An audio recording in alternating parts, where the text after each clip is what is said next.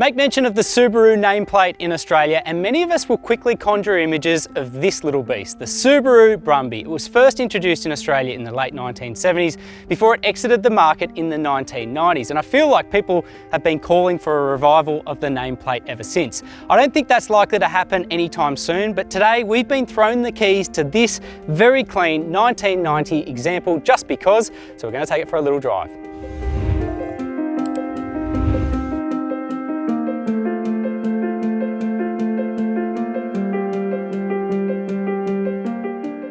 The Brumby is a huge factor behind Subaru's success in Australia. When the Japanese car maker wanted to attract buyers away from more mainstream brands in the late 1970s, it was this small, capable little workhorse that became something of a turning point. The Brumby would pave the way for a slew of all-wheel drive models that is now intrinsic to Subaru's DNA. The small ute was based on a sedan platform, offering a 400 kilogram payload, easygoing road manners, plus surprising go almost anywhere versatility. Long after the Brumby's retirement in 1994, it remained something of a cult classic, and looking over the clean interior and honest exterior of this 1990 model, it's hard not to get swept up in the nostalgia. In a very fortuitous turn of events, the previous owner of this car before it was purchased by Subaru Australia is a Subaru employee, Adam. Thank you for joining me. No worries. So tell me, how did you come across this thing? So back in 2011, I was a regional service manager for New South Wales, and I was on a dealer visit to Moree Subaru, and it was actually for sale on the lot. It was a trade-in. Wow. A customer bought it new, used it on the farm, and then traded it in on a D-Max. Wow. So first owner, literally just traded in on a new car. Okay. Yep. And what sort of nick was it in when you found it? Rough. Yeah, used on a farm. Yeah. So yes. Yeah. Okay. Yeah. So typical things would have been driving it through paddocks and all of that. Yeah, pretty much. It was brown, not white. It had a bull bar originally. Yeah. Different wheels, but it was a solid car. No rust. Okay. So you saw some potential there. Definitely, yes. Now you and I have sort of walked around it before and taken a look, and you've pointed out that there's things that you'd like to, that they could do with a little bit more attention, but the car presents so well and it looks quite original. Like, what have you had to do to get it to this point? Basically, front to back has been restored mechanically. Has it? Yeah. Yeah. So I was lucky that I worked for Subaru. The rear drums I replaced. I bought the last set of rear drums in the world for a Subaru Brumby. Wow. Yeah, so they're on it.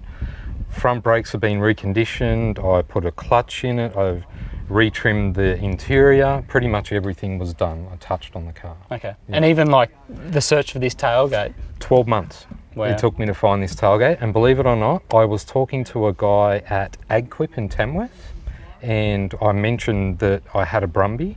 And he goes, I've got a tailgate for one of those at home. Really? So when I left AgQuip, I drove past his farm, paid him $100 and took the tailgate home. Yeah, so then I had it was originally red. I had to get it repainted so to match the car. Yeah.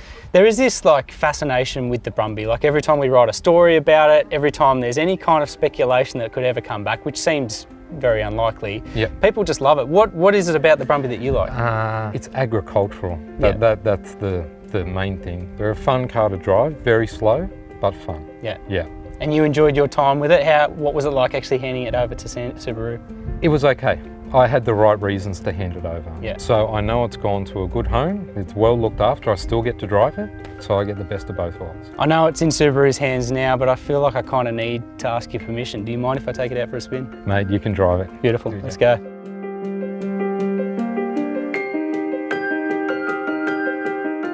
So, behind the wheel of a Subaru Brumby, it's been a very long time. I actually do remember a vet clinic that my mum worked at had one of these. It was the car that they took out to properties to check on cattle and things like that. And it's amazing how a car like this can sort of transport you back to a memory like that. But I tell you what, for a 34-year-old car, jumping inside the cabin, having a look at everything, it just looks so tidy.